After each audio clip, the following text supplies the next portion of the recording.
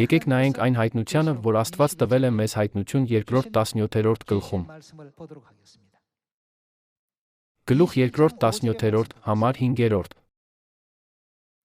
Եվ գահի վրա նստողն ասաց. Ահա ամեն բան նոր եմ դարձնում։ Եվ ասաց. Գրիր, որ այս խոսքերը ինչ են նրանք, ճշմարիտ ու հավաստի են։ Գրված է, որ այս խոսքերը սուտ չեն պարունակում։ Շարունակենք 6-րդ հատվածով։ Եվ ինձ ասաց. Եղավ, ես եմ ալֆան օմեգան, սկիզբն ու վերջը։ Ես եմ ծարավածին ջրի տալու կենաց ջրի աղբյուրից։ Հաղթողն է դա ժառանգելու։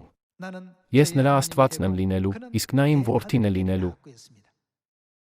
Աստվածաշունչն ասում է մեզ, որ նա, ով մեզ ծարավներիս կյանքի ջրի աղբյուրը անվճար տալիս է, մեր Աստվածը կլինի,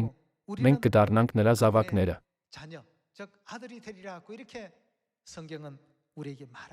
Այդ դեպքում ով կտա մեզ կյանքի ջրի աղբյուրը։ Եկեք հայտնություն գլուխ 2-րդ 12-րդ համար 17-րդին դիմենք։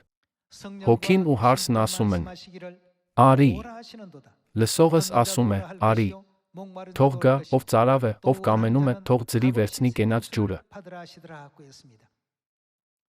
Համաձայն հայտնություն գլուխ 2-րդ 17-րդի, որը մենք հենց նոր կարդացինք, ով է տալիս մեզ կյանքի ջուրը։ Նա, ով տալիս է կյանքի ջուրը, հայտարարեց. Ես կլինեմ իրենց Աստվածը, նրանք կլինեն իմ զավակները։ Հայտնություն 20-րդ գլխում 17-րդ հատվածում մենք տեսանք, որ ոչ միայն Հայր Աստվածն է մեզ տալիս կյանքի ջուրը,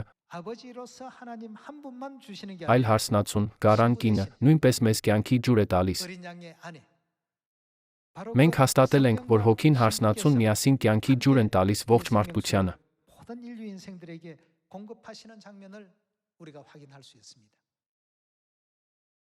Միթե կյանքի ջուրը այն առանձնահատուկ շնորհն ու բարքը չէ, որ Աստված տալիս է ողջ մարդկությանը։ Աստվածը, ով տալիս է այս բարքը, հայտնություն 20-րդ գլխում 17-րդ հատվածում մենք կարող ենք հասկանալ, որ կա ոչ միայն Աստված Սուրբ Հոգին, այլ Աստված Մայր հարսնացուն։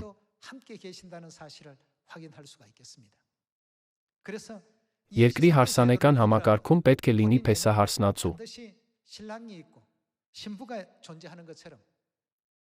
Նմանապես Աստվածաշունչը հստակորեն լուսավորում է մեզ, որ կա Քրիստոսը, գառը, որը փեսան է, Նոր Երուսաղեմ երկնային մայրը, որը հարսն ու գառի կինը է։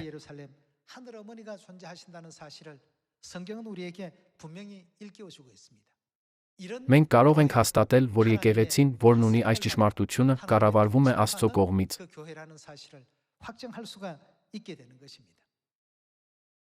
Այսպիսով, Մատթեոսի 20-րդ գլխում ով ուսուցանեց մեզ հարսնացուի, գառի կնոջ մասին։ Հիսուսն ուսուցանեց մեզ այս ճշմարտությունը։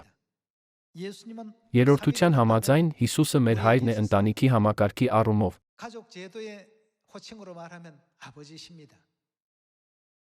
Հայրը մեզ ուսուցանեց մոր մասին երկնային հարսանեկան խնջույքի առակի միջոցով։ Քանի որ շատերը դա չեն հասկանում, Աստված մեկ անգամ շեշտեց Մայր Աստված հարցը, հայտնություն տալով Հովհաննեսին։